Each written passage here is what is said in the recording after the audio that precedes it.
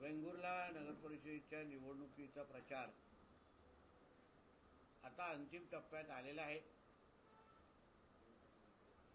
आणि उद्या रात्री 10 वाजता हा प्रचार संपून 2 तारखेला वेंगुर्ल्याचे मतदार पुढची 5 वर्ष त्यांच्या शहराचं नेतृत्व कोण करणार, त्यांच्या हक्काचे नगरसेवक कोण असणार हे मतदान करणार आहे। मी जसं पहिल्या दिवसापासून भारतीय जनता पक्षाचे सगळेच आम्ही कार्यकर्ते अतिशय सरळ स्पष्ट भूमिका आमची सगळ्यांची मांडत आहोत की आमच्यासाठी ही निवडणूक ही विकास करण्यासाठी एक महत्त्वाचं साधन आहे।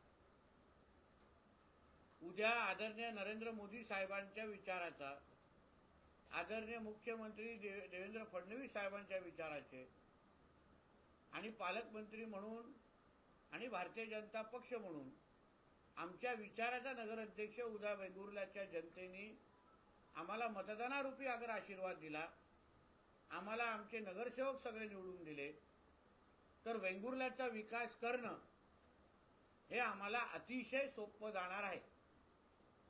शेवटी त्या एकाच विचाराचं जेव्हा डबल इंजिनचं सरकार असतं तेव्हा विकास किती चांगला होऊ शकतो याचं उत्तम उदाहरण आपलं केंद्रात आणि राज्याचं सरकार आहे। तसंच आता ट्रिपल इंजिन जोडण्याची वेळ आलेली आहे आणि जेव्हा नगराध्यक्ष आमच्या भारतीय जनता पक्षाचा येईल तेव्हा जेव्हा आमचे रवी चव्हाण साहेब या जिल्ह्याचे पालकमंत्री होते आणि राजन गिरपजींनी नगराध्यक्ष म्हणून जे काही ह्या दोघांनी काम केलं, विकास केला, जो आज जनता खुल्या डोळ्यांनी पाहू शकते, तो परत एकदा विकास करण्याची संधी पुढची 5 वर्ष आपल्यासाठी चालून आलेली आहे। 2 डिसेंबरची ही तारीख आपल्यासाठी आयुष्यामध्ये एकदाच येणार आहे। मतदार म्हणून आपण फार विचारपूर्वक मतदान करणं, वेंगुर्ल्याचे असंख्य महत्त्वाचे प्रश्न आहेत आणि त्या प्रत्येक प्रश्नाला फार बारकाईने वेंगुर्ल्याच्या प्रत्येक मतदाराशी चर्चा करून त्यांच्या अडीअडचणी समजून घेऊन आज भारतीय जनता पक्षाचे आमच्यासारखे असंख्य कार्यकर्ते, पदाधिकारी आज आम्ही जनतेचं ऐकलेलं आहे, संवाद केलेला आहे आणि म्हणूनच आम्हाला आत्मविश्वास आहे की भारतीय जनता पक्ष सोडून कुठलाही दुसरा पक्ष वेंगुर्ल्याचा विकास त्या ताकदीने करूच शकणार नाही। आपण विचार करा, हे जेवढे आमचे प्रतिस्पर्धी पक्ष आहेत त्या कुठल्याही पक्षाच्या अगर नगराध्यक्ष निवडून आले, उदाहरण काँग्रेस पक्षाचा निवडून आला, तो पालकमंत्री मुख्यमंत्रींपर्यंत प्रधानमंत्रीपर्यंत जाऊ शकतो का? हक्कानी निधी आणू शकतो का? हक्कानी काय निधीची मागणी करू शकतो का? अन्य पक्षाचे नगराध्यक्ष अगर निवडून आले, उभाटाचा निवडून आला, तर तो आमच्याकडे येऊन संवाद साधून तुमच्या वेंगुर्ल्यासाठी निधी आणू शकतो का? आमच्या मित्र पक्षाचा शिवसेनेचा उमेदवार उभा आहे, त्या दिवशी उद्योग मंत्री आमच्या कणकवलीमध्ये आले, उदय सामंत, जे मूळ आपल्या वेंगुर्ल्याचे आहेत, त्यांनी तिथे काय उत्तर दिलं, त्यांनी काय सांगितलं की आम्हाला अगर निधी लागेल तर आम्ही पालकमंत्र्यांकडे निधी आणायला जाऊ। म्हणजे जिल्ह्याच्या पालकमंत्र्याकडे निधी असते आणि त्यांच्याच माध्यमातून तो सरकारचा प्रतिनिधी असतो आणि म्हणून त्याच्याच माध्यमातून निधी आम्हाला मिळू शकते, अशी अगर शिंदे शिवसेनेचे नेते अगर म्हणत असतील तर मग थेट भारतीय जनता पक्षाच्या पालकमंत्र्याकडे, मुख्यमंत्र्याकडे, त्यांच्याच पक्षाला आपण मतदान का करत नाही, हा प्रश्न वेंगुर्ल्याच्या मतदारांनी स्वतःला विचारला पाहिजे, हा समजून घेतला पाहिजे। आज जेवढे त्यांचे आमचे मित्र पक्षाचे त्यांच्याबरोबर फिरणारे लोक आहेत. उदाहरण त्यांचे प्रचार प्रमुख आमचे मित्र सचिन वालावलकर आहेत, त्यांचे प्रचार प्रमुख आहेत. पण त्यापेक्षा त्यांना आम्ही आमचे प्रचार प्रमुख मानतो. ते माझ्या मंत्रालयाच्या कॅबिनमध्ये सर्वात जास्त वेळ घालवतात. आता 3 तारीख तुमची झाल्यानंतर 4 तारखेला माझ्याबरोबर चहा पिण्यासाठी माझ्या मंत्रालयाच्या कॅबिनमध्ये असतील.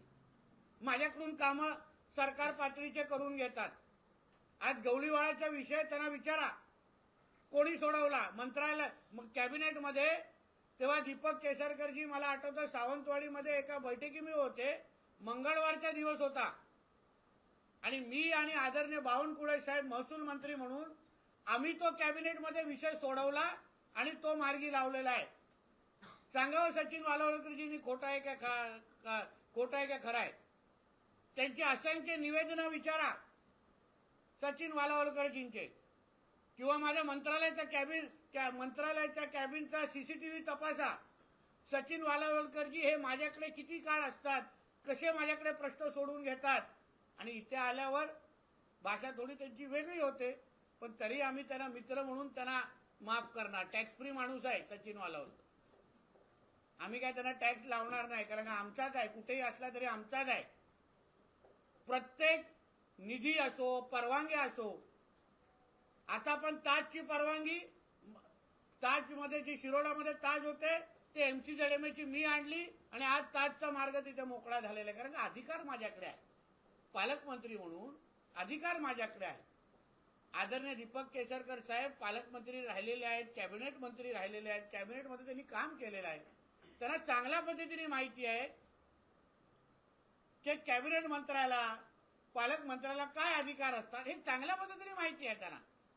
म्हणून जे काय वातावरण वेंगुर्ल्यामध्ये केलं जात आहे की गवळीवाळ्याचा विषय आम्ही सोडवला, अन्य निधी आम्ही आणला, हे सगळे प्रकल्प आम्ही आणले, या सगळ्या गोष्टी सचिन वालावलकरजींनी कधीतरी माझ्याबरोबर पत्रकार परिषदेमध्ये बसावं आणि या सगळ्या गोष्टी त्यांनी सांगावं की नितेशजी तुम्ही ह्या गोष्टी केलेल्या नाहीत, भारतीय जनता पक्षाच्या माध्यमातून केलेलं नाही.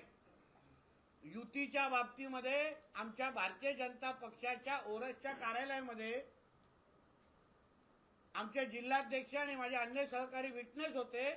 सचिन वालावलकरजींनीच मला सांगितलं की नितेशजी जिल्ह्यामध्ये युती करू नका. विचारा सचिन वालावलकरजींनी खरं आहे का खोटं आहे. म्हणून या सगळ्या गोष्टी आज ज्या पद्धतीने एक वेगळं चित्र दाखवलं जात आहे ते अत्यंत चुकीचं आहे. मी आमच्या वेंगुर्ल्याच्या माता भगिनी मतदारांना आणि सर्व मतदार बंधूंना सांगेन की आज भारतीय जनता पक्षाची सत्ता आज देशभरामध्ये प्रत्येक राज्य, बिहारसारखा राज्याच्या जनतेने आम्हाला निवडून दिलेलं आहे, पंतप्रधानांच्या नेतृत्वावर विश्वास ठेवला आहे. राज्यामध्ये आदरणीय देवेंद्र फडणवीस साहेबांचं काम गेल्या 11 महिने अतिशय ताकदीने सुरू आहे, अतिशय ताकदीने सुरू आहे. आणि म्हणून विकास करायचा असेल, निधी आणायचा असेल, कुठल्याही परवानगी आणायच्या असतील तर भारतीय जनता पक्षाशिवाय दुसरा पर्याय नाही. कारण का सत्तेमध्ये बसलेल्या अधिकाराची सगळी पदं हे आज भारतीय जनता पक्षाकडे आहे. आमच्या घरात मुख्यमंत्री राहिलेले आहेत. विचारा सरकारमधल्या कुठल्या फाईलीचं शेवटची सही, कुठली फाईल घ्या, शेवटची सही ही आदरणीय मुख्यमंत्र्यांची असते. उद्या नगरविकास खात्याला निधी पण द्यायची असेल तर शेवटची सही ही मुख्यमंत्र्यांची लागते. म्हणूनच तर काल आमचे रवी चव्हाण साहेब काय बोलले, एक नंबरलाच महत्व असतं. आज 1 नंबरला आमचे आदरणीय देवेंद्र फडणवीस साहेब आहेत. उद्या नगरविकास खात्या अंतर्गत पण ह्या नगर पंचायतीला अगर निधी आणायची असेल तर त्याला शेवटची सही ही आदरणीय देवेंद्र फडणवीसांचीच लागणार मुख्यमंत्री म्हणून, दुसरा कोणाचीच लागणार नाही. म्हणून वेंगुर्ल्यातले कुठलेही महत्वाचे प्रश्न, कुठल्याही समस्या सोडवायची असेल, उदाहरण आमच्या बाजारपेठातला विषय, मी आज जिल्ह्याचा पालकमंत्री म्हणून मी बाजारपेठामध्ये असलेल्या माझ्या प्रत्येक व्यापारी बंधू भगिनींना मी आज ह्या पत्रकार परिषदेच्या निमित्ताने शब्द देतोय, रेकॉर्ड करून ठेवा. ही पत्रकार परिषद रेकॉर्ड करून ठेवा. की जे तुमच्यामध्ये जे गैरसमज पसरवलं जात आहे, जे सांगितलं जात आहे की राजन गिरफजी परत निवडून गेले तर रुंदीकरणाच्या नावाने आमचे दुकानं नुकसान होणार. मी माझ्या वेंगुर्ल्याच्या व्यापारी बंधू भगिनींना मी शब्द देतो या पत्रकार परिषदेच्या निमित्ताने की तुमच्या एकही इंच तुमच्या दुकानाचा रुंदीकरणाच्या नावाने करायला देणार नाही. रुंदीकरण हा विषय संपलेला आहे. बिलकुल रुंदीकरण होणार नाही. राजन गिरफजी त्या खुर्चीवर बसले असले तरी नगराध्यक्ष म्हणून नितेश राणे तिथे बसलेला एक लक्षात घ्या. मला मत देताय तुम्ही पालकमंत्र्यांना. तुमचं मत हे नगराध्यक्षाला आणि पालकमंत्र्याला पण जात आहे. माझी पण तेवढीच नैतिक जबाबदारी असेल की तुम्हाला दिलेला प्रत्येक शब्द पाळण्याचा. म्हणून बाजारपेठामध्ये व्यापाऱ्यांच्या इच्छेच्या विरुद्ध काहीच होणार नाही हे मी आज अधोरेखित करून ठेवतोय तुम्हाला या पत्रकार परिषद निमित्ताने. काहीच होणार नाही. म्हणून कोणीही तुम्हाला गैरसमज पसरवत असेल तर त्याची कुठलीच चिंता करू नका. मी असेपर्यंत कुठल्याही व्यापाऱ्यांच्या विरोधात निर्णय घ्यायला देणार नाही. कुठलाही एकही रुंदीकरणाचं काम तो विषय आता थांबलेला आहे. जे होईल व्यापाऱ्यांना विश्वासात घेतल्यानंतर चर्चा करू, मग नंतर बघू. पण रुंदीकरणाचा विषय संपलेला आहे. दुसरा 6 आणि 7 नंबर वॉर्डमध्ये जमिनी एकाच्या आहेत, घरं दुसऱ्याची आहेत. मी आज जिल्ह्याचा पालकमंत्री म्हणून आणि सरकारचा प्रतिनिधी म्हणून मी तुम्हाला त्या वॉर्डच्या जनतेला विश्वास देतो. प्रॉपर्टी कार्ड तुमच्या नावाने करण्याचं काम आज जिल्ह्याचा पालकमंत्री म्हणून नितेश राणे तुम्हाला करून देईल. कोणालाही त्या बाबतीमध्ये इकडे तिकडे जायची गरज भासणार नाही. जसंच या इकडच्या निवडणुका संपतील मी कलेक्टरांना मीटिंग लावायला सांगेन आणि तुमच्या नावाने प्रॉपर्टी कार्ड करून देण्याचा आदेश देऊन टाकीन आणि ते काम तुम्हाला करून देईन. तुम्ही निश्चिंत राहा. म्हणून अशा पद्धतीच्या कुठल्याही चुकीच्या अफवांना तुम्ही बळी पडू नका. शेवटी सत्ता कोणाकडे आहे, निर्णय कोण घेऊ शकतं, सह्या कोण करू शकतात. आज कुठल्याही शहराला विकास निधी द्यायची असेल तर पालकमंत्री म्हणून माझी सही घेतली जाते.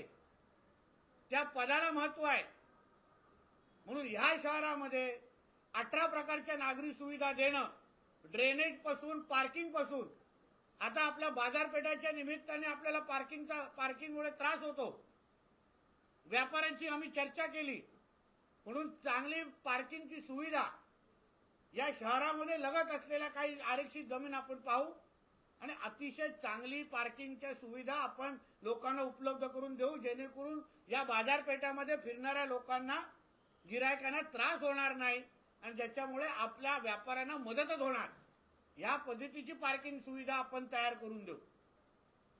तसंच मच्छी मार्केट संदर्भात लोकांना आता अन्य भागामध्ये मच्छी विक्रेते बसतात त्याबद्दलची काही प्रश्न आहेत. त्यांना ते माझ्याच मत्स्य खात्या अंतर्गत मी आणि नगरपालिका, नगर परिषदा एकत्र मिळून आम्ही तो निर्णय घ्यायचा असतो. अगर भाग 2 अगर मच्छी मार्केटचा बांधायचा असेल तर माझ्याकडे अधिकार आहे. ते मी त्या खात्याचा मंत्री आहे. आज मुंबईमध्ये मरोडमध्ये जाऊन बघा. मुंबई महापालिका आणि माझं मत्स्य खातं हे 70 कोटी खर्च करून आम्ही नवीन मच्छी मार्केट मुंबईकरांसाठी तिथे उभं करतोय महापालिकेबरोबर. तसंच आता भाग 2 अगर मच्छी मार्केटचा करायचा असेल तर मत्स्य व्यवसाय मंत्री आणि वेंगुर्ला नगरपालिका आम्ही एकत्र मिळून भाग 2 मच्छी मार्केटचा तुम्हाला तयार करून देऊ. तसंच जो काही तो झुलता पूल ज्याला म्हणतात त्याच्या आजूबाजूला पर्यटन वाढवण्याच्या दृष्टिकोनातून तिथे पार्किंग आणि अन्य गोष्टी ज्याचे सगळी ती आजूबाजूची जमीन ही महाराष्ट्र मेरीटाईम बोर्डकडे आहे. आता महाराष्ट्र मेरीटाईम बोर्ड हे बंदर खात्या अंतर्गत येतं आणि बंदर खात्याचा मंत्री तुमचा पालकमंत्री आहे. म्हणून जे तिथे व्यवसाय करणारे लोक आहेत, जे पोटापाण्यासाठी तिथे संघर्ष करणारे लोक आहेत, आमच्या वेंगुर्ला शहरामध्ये विकास आला पाहिजे, विकासाच्या आधारे रोजगार तयार झाला पाहिजे. त्या दृष्टिकोनातून जी पावलं बंदर खात्याच्या माध्यमातून पर्यटन वाढवण्यासाठी जे जे करता येईल त्या सगळ्याच्या सगळ्या परवानग्या, मग जमीन वापरण्याच्या असो किंवा पर्यटन व्यवसाय वाढवण्यासाठी असो, परवानग्या देण्याची जबाबदारी ही माझी असेल बंदर खात्याचा मंत्री म्हणून. हेही तुम्हाला मी इथे शब्द देतो. आता सगळा जो विकास झालेला आहे म्हणजे चांगला आपण आपलं नाट्यगृह बांधलं आहे, कचरा डेपोचा चांगला प्रकल्प बांधला आहे, पण बाजारपेठेच्या अवतीभोवती विकास दिसत नाही असं खूप माझ्या वेंगुर्लेकरांचं म्हणणं होतं. सगळा विकास नितेशजी थोडा शहराच्या एकतर्फी झालेला आहे आणि म्हणून समतोल विकास वेंगुर्ला शहर म्हणून सगळ्या भागामध्ये विकास पोचला पाहिजे, सगळ्या भागामध्ये आर्थिक समृद्धी आली पाहिजे. म्हणून त्या दृष्टिकोनातून बाजारपेठातला पण भाग त्या अवतीभोवती आम्ही नवीन प्रकल्प कसे आणू शकतो हेही आमच्या नगराध्यक्ष आणि आमच्या टीमच्या माध्यमातून करण्याचा शब्द मी आपल्या ह्या पत्रकार परिषदेच्या माध्यमातून देतोय. आणि परत एकदा आपल्याला सांग, एवढ्या वर्षानंतर पण आज आरोग्यासाठी उपचारासाठी आमच्या वेंगुर्ले वासियांना बांबोलीमला जायला लागतो, गोव्याला जायला लागतं. हा प्रश्न माझ्यासाठी निवडणुकीच्या पलीकडे, राजकारणाच्या पलीकडे मी माणुसकीच्या चष्म्यातून पाहणार आहे. कुठल्याही परिस्थितीमध्ये आमच्या उपरुग्णालयामध्ये चांगल्यातले चांगले डॉक्टर देणं, तिथे सुविधा तपासणं, सुविधा तयार करणं आणि इथे एक चांगलं सुसज्ज असं आरोग्याची व्यवस्था उभी करणं, सेंट लुकच्या जागेवर चांगल्यातला चांगला प्रकल्प उभा करण्याचं काम, हॉस्पिटल उभं करण्याची जबाबदारी जसे मी त्याही दिवस घेतलेली आहे आणि आता त्याचा पुनरुच्चार करतो. पण ते करत असताना त्या जागेवर काही जे 30-40 लोक आज आहेत ते माझ्या आणि मनीष दळवींच्या संपर्कात आहे. त्यांनाही आधार कसा देऊ शकतो, त्यांनाही मदत कशी करू शकतो जेणेकरून कोणाच्याच पोटावर आम्हाला लाथ मारायची नाही. आम्ही सरकारचे प्रतिनिधी आहोत. सरकार हे लोकांना आधार देणारं असतं, लोकांना उभं करणारं असतं, लोकांची सेवा करणारं असतं.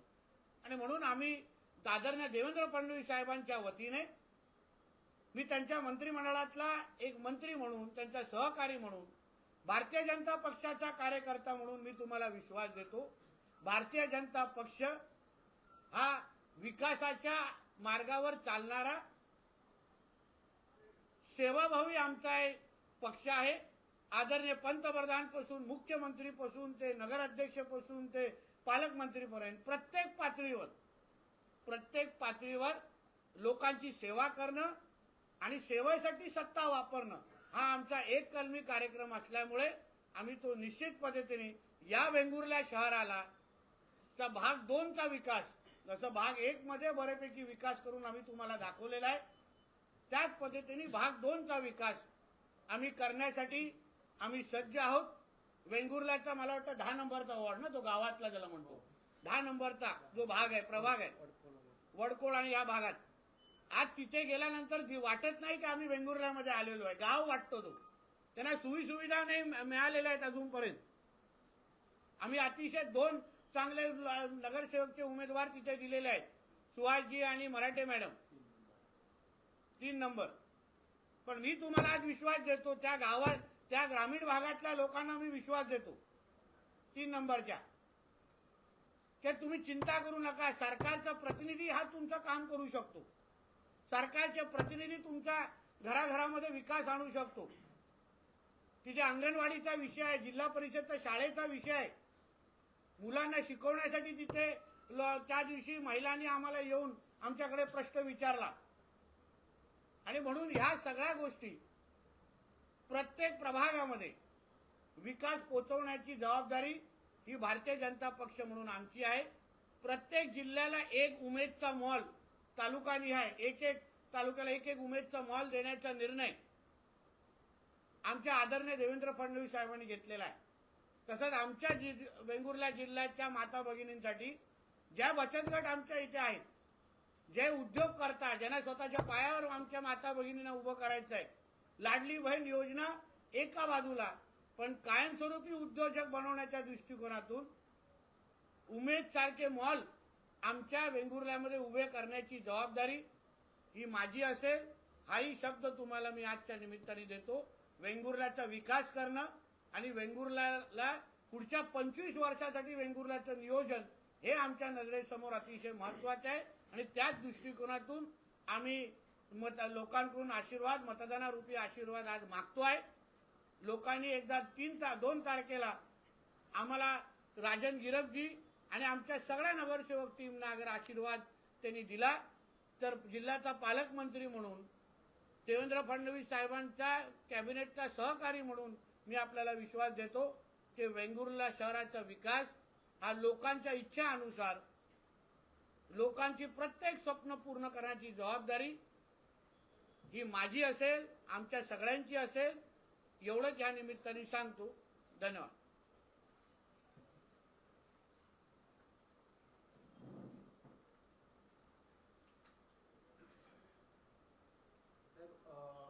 G24 तासच्या टू द पॉइंट या कार्यक्रमामध्ये उपमुख्यमंत्री एकनाथ शिंदे होते, तर त्यांनी जो कणकवली पॅटर्न झालेला आहे त्यावर कानावर हात ठेवले. ते म्हणतात की अशी युती झालीच नाही. आता शिवसेनेच्या किंवा उबाटाच्या जिल्हा प्रमुखासाठी अगर शिंदे साहेबांची लोक अगर इथे येऊन प्रचार करत असतील आणि शिंदे साहेब तिथे कानडोळा करत असतील तर एवढ्या ज्येष्ठ नेत्याला मी कसं काय उत्तर द्यायचं? मुळामध्ये शिंदे साहेबांनी उठाव केला कशाला? कारण का उद्धवजींनी त्यांच्यावर अन्याय केला असं ते म्हणतात. या सगळ्या आमच्या त्यांच्या शिवसेनेच्या कार्यकर्त्यांवर, सहकार्यांवर अन्याय केला म्हणून ते सांगतात आणि म्हणून त्यांनी उठाव केला. पण आता अगर त्यांच्याच जिल्हा प्रमुखांसाठी येऊन त्यांचेच नेते मंडळी अगर प्रचार करत असतील तर मग मुळामध्ये उठावाला काय अर्थ होता का? हा प्रश्न आता सिंधुदुर्ग करणं, आता महाराष्ट्राची जनता विचारते. तिथे कानडोळा करून उपयोग नाही. पण शेवटी कधीतरी या प्रश्नाचं उत्तर द्यायलाच लागेल की शिवसेनेच्या अधिकृत जिल्हा प्रमुख संदेश पारकरांसाठी शिंदे सेना का उतरली, शिंदे सेना का प्रचार करते, शिंदे सेनेचा एकही उमेदवार पॅनलमध्ये नसताना पण का उद्धवजींच्या उमेदवारासाठी त्यांना प्रचार करायसारखं वाटतं, याचं उत्तर कधी ना कधीतरी एकनाथ शिंदेजींना द्यायला लागेल. ते लपू शकणार नाही. असे म्हणतायत की भाजपने युती धर्म पाळलाच पाहिजे. आम्ही नक्की पाळणार. म्हणून तर मी तुम्हाला काल पण सावंतवाडीमध्ये बोललो की आमच्याकडून कधीच आमच्या मित्र पक्षांवर तुम्ही 11 दिवस बघा, आम्ही कुठेच काय त्यांच्या टीका टिप्पणी केली नाही. आमच्यावर असंख्य वार झाले, आमच्यावर खालच्या पातळीची टीका झाली, सगळ्या उणीधुणी काढण्यात आल्या. पण एक भारतीय जनता पक्षाच्या आमच्या नेत्याचं वक्तव्य दाखवा जे महायुतीच्या विरोधात असेल, कुठेही दाखवा. म्हणून आम्ही महायुतीचेच घटक पक्ष म्हणून, भारतीय जनता पक्ष म्हणून आधी मान ठेवतोय आणि उद्याही मान ठेवणार. साहेब, निलेश राणे असं म्हणतायत, बळीचा बकरा कोण वाटतो एवढा मी दुष्फळा वाटतो का? अचानक हिंदुत्वाचं प्रेम कसं आलं, कुणी करायला सांगितलं? माझं काय होईल ते मला माहिती आहे. भिजलेला माणूस काय पावसात घाबरतो नाही. नक्की आज त्यांना कदाचित मी जे बोलतोय ते कडू वाटत असेल, पण शेवटी आज नाही तर उद्या निश्चित पद्धतीने कळेल की शिवसेनेमध्ये ज्या पद्धतीने ते रवी चव्हाण साहेबांबद्दल बोलतायत, अजून कोणच नेता रवी चव्हाणजींबद्दल ते जे बोलतात त्याचं समर्थन करत नाही, त्यांचं नाव पण घेत नाही. आणि म्हणून मी त्या दृष्टिकोनातून बोललो की त्यांचा बळीचा बकरा केला जातोय. त्यांनी त्याला कुठल्या हिशोबाने पाव होती, काय राजकीय टीका नव्हती. मी राजकीय टीका मुळीच केली नव्हती, राजकीय वक्तव्य पण ते नव्हतं. मी फक्त एक वस्तुस्थितीची जाणीव करून त्यांना करून द्यायला प्रयत्न केला, एवढाच होत. आणि राणेंचं कुटुंबाचं रक्त हे भगवं आहे हे निलेशजींना चांगल्या पद्धतीने माहिती आहे. म्हणून आम्हाला हिंदुत्व निश्चित पद्धतीने स्वीकारायला लागणार नाही, कारण राणे कुटुंबाचं रक्तच भगवं आहे. निलेश राणे असं म्हणतात की भाजपने आपल्याला तिकीट नाकारलं, मात्र ते शिंदे साहेबांनी दिलं, त्यामुळे शिंदे साहेबांची साथ आपण कधीच सोडणार नाही. एक लक्षात घ्या, ही निवडणूक आम्ही जनतेसाठी लढवतोय. कोणी काय बोलतंय ना, त्यासाठी आम्हाला 2 तारखेच्या नंतर तुम्ही वेळ द्या. आम्ही निश्चित पद्धतीने मी तुम्हाला त्याचे उत्तर देऊ. शेवटी कोणाला काय त्यांच्या स्वतःच्या राजकीय ह्याच्याबद्दल वक्तव्य करते त्यांचा मूळ अधिकार आहे. आम्हाला आमच्या जनतेची बाजू मांडून द्या, आम्हाला इकडच्या मतदाराला केंद्रबिंदू ठेवून द्या आणि वेंगुर्ल्याच्या जनतेसाठी आम्ही काय करतो हे सांगून द्या. सांगायला संधी द्या, तेवढंच आमचं म्हणणं आहे. बाकी कोणाला काय म्हणायचं त्यांना ते बोलायचं स्वातंत्र्य आहे. मुंबई आणि ठाण्यात शिवसेनाच मोठा भाऊ आहे असं एकनाथ शिंदे म्हणतात. मुंबई ठाण्यात शिवसेनाच एक मोठा भाऊ आहे असं. वक्त की बात आहे. तर निलेश राणे असं म्हणतात सिंधुदुर्गात लोकसभा लढवण्यासाठी रवींद्र चव्हाणांनी चाचपणी केली होती, मात्र त्यांना ते जमलं नाही. आता कदाचित त्यांच्याकडे वेगळी माहिती असेल तर मला माहीत नाही. मी परत एकदा तुम्हाला सांगतो, आपल्याला ही येणारे 48 तास हे जनतेच्या दृष्टिकोनातून महत्त्वाचे आहेत. तुम्हाला कदाचित केरोसिन घेऊन अगर फिरायचं असेल, तेल टाकत फिरायचं असेल तर ती माझी चूक नाही. माझ्यासाठी ही निवडणूक जनतेसाठी, माझ्या मतदारांसाठी मी लढवतोय. कोणाला काय उत्तरं द्यायची आहेत, कोणाला काय त्याच्याबद्दल राजकारणाबद्दल त्याला पूर्ण पद्धतीने स्वातंत्र्य आहे. मी वेंगुर्ल्याच्या जनतेसाठी आमच्या असलेला प्लॅन आपल्या सगळ्यांच्या समोर ठेवलेला आहे आणि म्हणून त्या दृष्टिकोनातून मी आपल्यासमोर विषय मांडलेला आहे. सर, भाजप हा बाटलेला पक्ष आहे अशी माणिकराव कोकाटेंनी टीका केली. मला असं वाटतं ह्याचं उत्तर मुख्यमंत्री साहेब त्यांना निश्चित पद्धतीने देतील. त्यांना कृषी मंत्रीवरून क्रीडा मंत्री का केलं त्याचं अतिशय उत्तम प्रदर्शन ते स्वतःच करतायत.